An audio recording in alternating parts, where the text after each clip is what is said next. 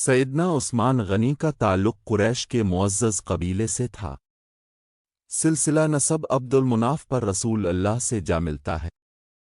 सैयदना उस्मान ज़ुल्नूरैन की नानी नबी की फूफी थीं। आपका नाम उस्मान और लक़ब ज़ुल्नूरैन है।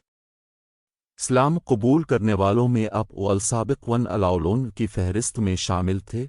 अपने खलीफा अव्वल सैयदना अबू बकर सिद्दीक़ की दावत पर इस्लाम कबूल किया था।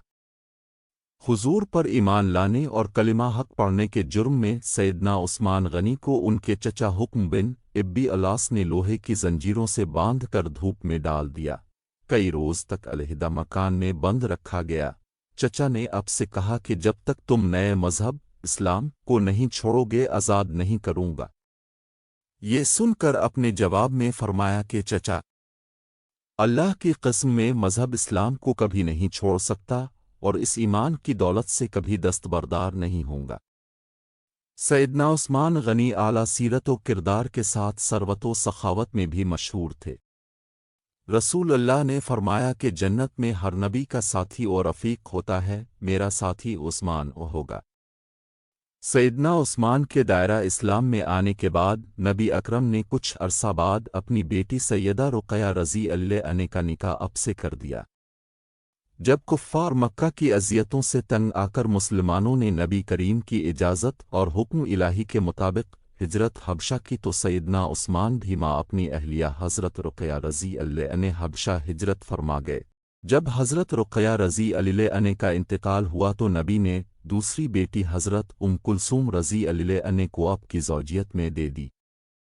इस तरह अब का लक़ब ज़ुल्नूरैन मरूफ़ हुआ। मदीना मुनव्वरा में पानी की क़िल्लत थी, जिस पर सैयदना उस्मान ने नबी पाक अलिफ़ की इजाज़त से पानी का कुनवा ख़रीद कर मुसलमानों के लिए वक़्फ़ फरमाया। और इसी तरह ग़ज़वा तबूक में जब रसूल अल्लाह ने माली एआनत की अपील फरमाई तो सैयदना उस्मान गनी ने 30,000 फ़ौज के एक तिहाई अखराजात की ज़िम्मेदारी ले ली।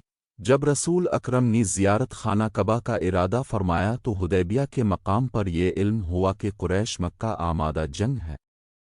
इस पर अपनी सैयदना उस्मान गनी को सफ़ीर बनाकर मक्का भेजा। कुरैश मक्का ने अब को रोके रखा तो अफ़वाह फैल गई कि सैयदना उस्मान को शहीद कर दिया गया है। इस मौके पर 1400 सहाबा से नबी ने बैत ली कि सैयदना उस्मान गनी का क़िसास लिया जाएगा। ये बैत तारीख़ इस्लाम में बैत रिज़वान के नाम से मरूफ़ है। कुरैश मक्का को जब सही सूरत हाल का इल्म हुआ तो आमद सुलह हो गए और सैयदना उस्मान गनी वापस आ गए। खलीफा अव्वल सैयदना अबू बकर सिद्दीक़ की मजलिस मशावरत के अब अहम रुकन थे। अमीर अल-मोमिनीन सैयदना उमर की खिलाफत का वसीयतनामा अपने ही तहरीर फरमाया। दीनी मामलात पर आपकी रहनुमाई को पूरी अहमियत दी जाती। सैयदना उस्मान गनी सिर्फ कातिब वही ही नहीं थे, बल्कि कुरान मजीद आपके सीने में महफूज था। आयात कुरानी के शान नुज़ूल से खूब वाकिफ़ थे। बतौर ताजिर दियानत व अमानत आपका तर इम्तियाज़ था। नर्म खू थे और फ़िक्र आखिरत हर दम पेश नज़र रखते थे। नबी करीम का इरशाद है, उस्मान की हया से फ़रिश्ते भी शर्माते हैं। तबलीग व इशाअत इस्लाम के लिए फ़राख दिली से दौलत सिर्फ फरमाते। उनका दून हुकूमत तारीख़ इस्लाम का एक ताबनाक और रोशन बाब है।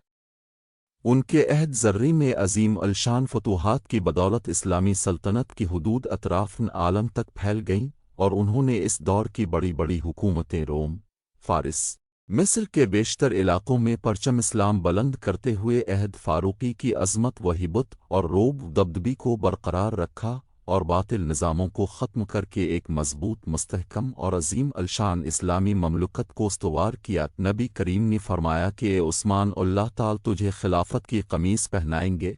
जब मुनाफिक इसे उतारने की कोशिश करें तो उसे मत उतारना यहाँ तक कि तुम मुझे आम लो। चुनांचे जिस रोज़ आपका मुहासरा किया गया तो आपने फरमाया कि मुझसे हुजूर ने अहद लिया था कि मुनाफिक खिलाफत की कमीज़ उतारने की कोशिश करेंगे, तुम ना उतारना, इसलिए मैं इस पर कायम हूँ और सब्र कर रहा हूँ। 35 है मेज़ी क़दा के पहले अशरा में बाग़ियों ने सैयदना उस्मान ज़ुल्नूरैन के घर का मुहासरा किया और अपने सब्र और इस्तिक़ामत का दामन नहीं छोड़ा।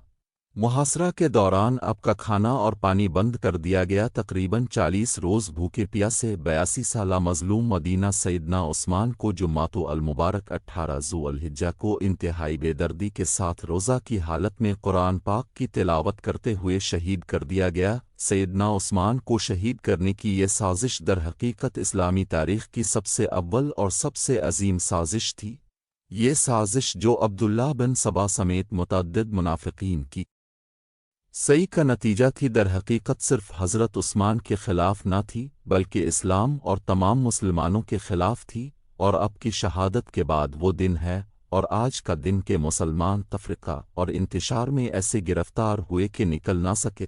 یہ وہ بات تھی جس کی خبر حضرت عثمان نے ان الفاظ میں دی تھی کہ بخدا اگر تم نے مجھے قتل کر دیا تو پھر تا قیامت نہ ایک ساتھ نماز پڑھو گے نہ ایک ساتھ جہاد کرو گے۔ اب کی شہادت پر مدینہ میں کوہرام مچ گیا۔ حضرت سعید بن زید نے ارشاد فرمایا، لوگوں واجب ہے کہ اس بدعمال پر کو عہد پھٹے اور تم پر گرے۔ حضرت انس نے فرمایا، حضرت عثمان جب تک زندہ تھے اللہ کی تلوار نیام میں تھی، اس شہادت کے بعد یہ تلوار نیام سے نکلے گی اور قیامت تک کھلی رہے گی۔ حضرت ابن عباس نے ارشاد فرمایا، اگر حضرت عثمان کے خون کا مطالبہ بھی نہ کیا جاتا تو لوگوں پر آسمان سے پتھر برستے۔ حضرت علی کو جیسے ہی شہادت عثمان کی خبر ملی، اپنے فرمایا، اے اللہ میں تیرے حضور خون عثمان سے بریت کا اظہار کرتا ہوں۔ اور حافظ ابن کثیر نے یہ بھی نقل کیا ہے کہ حضرت علی حضرت عثمان کے پاس جا کر ان پر گر پڑے اور رونے لگے، حتیٰ کہ لوگوں نے خیال کیا کہ اب بھی ان سے جا ملیں گے۔ علامہ ذہبی نے حضرت عثمان کے کمالات و خدمات کا ذکر ان الفاظ میں کیا ہے، ابو عمر عثمان ذوالنورین تھے، ان سے فرشتوں کو حیا آتی تھی۔ انہوں نے ساری امت کو اختلافات میں بڑھ جانے کے بعد ایک قرآن پر جمع کر دیا۔ وہ بالکل سچے، کھرے، عابد شب زندہ دار اور صائم النہار تھے اور اللہ کے راستے میں بے دریغ خرچ کرنے والے تھے، اور آن لوگوں میں سے تھے جن کو حضرت نے جنت کی بشارت دی ہے۔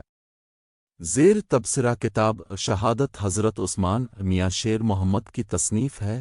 اس کتاب میں انہوں نون ناخلف ثالث سیدنا عثمان بن عفان کی مختصر سوانح، عادت و خصال، فضائل، مناقب اور کارناموں کا ذکر کرنے کے بعد ان کی المناک شہادت کا ذکر کیا ہے، اور کہ قتل کرنے میں شامل افراد کے الگ الگ انجام کو بھی بیان کر کے یہ ثابت کیا ہے کہ قدرت نے ادائی دین، ادائی صحابہ اور دی سیدنا عثمان سے نہایت شدید انتقام لیا۔ سبائی پارٹی کے ایک فرد کو عبرتناک سزا دی، خود عبداللہ بن سبا عشق اللہ شقاق، جس نے دین کی تفریق میں بین المسلمین اور حضرت عثمان کی خونریزی و خون آشامی کا یہ سارا پروگرام بنایا تھا، نہایت بری طرح آگ میں جل بھون کر واصل جہنم ہوا۔